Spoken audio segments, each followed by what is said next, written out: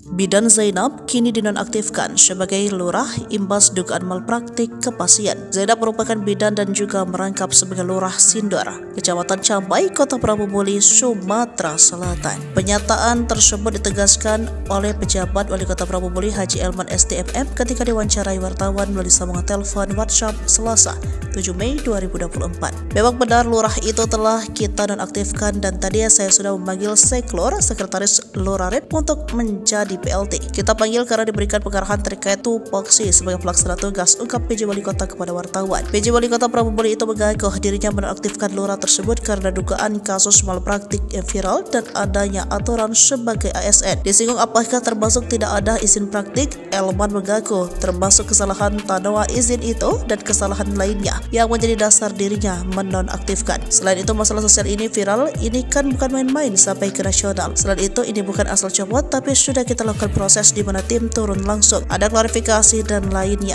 bebernya. Disinggung banyak warga mempertanyakan bagaimana lurah rangkap bidan. Elwan mengaku bidan itu merupakan profesi, tapi tugas lurah itu melekat dan harus terus melayani. Tentu ini akan kami sampaikan ke lurah-lurah dan ASN terkait jabatan itu. Melekat sehingga harus diutamakan dan menjaga citra pemerintah. Jangan sampai malah menyampingkan jabatan itu, apalagi ke pekerjaan menyimpang lanjutnya. Elwan mengaku ke depan dirinya akan membenahi pejabat-pejabat di Pemkot Prabu Muli, mulai dari lurah, kabid, camat, kepala dinas, dan lainnya dengan melakukan evaluasi. Sebelumnya, Zainab mengomentari terkait video viral dugaan malpraktek yang ia lakukan, yang dituduh sebabnya salah satu pasien meninggal dunia. Menurut Zainab, dirinya memberikan obat suntik yang terdiri dari obat anti muntah dan suntik vitamin. Zainab mengatakan untuk dua obat itu hanya dioplos menggunakan Aquadus dengan alasan karena jika orang kurus dengan sperma kecil maka akan mengental sehingga menyusahkan untuk didorong dalam pemberian obat. Ditanyakan apa itu sering dilakukan terhadap pasien, Zainab mengaku tergantung dan tidak selalu demikian. Disinggung terkait apa yang dilakukan itu banyak disebut merupakan malpraktik, Zainab juga tak memberikan jawaban.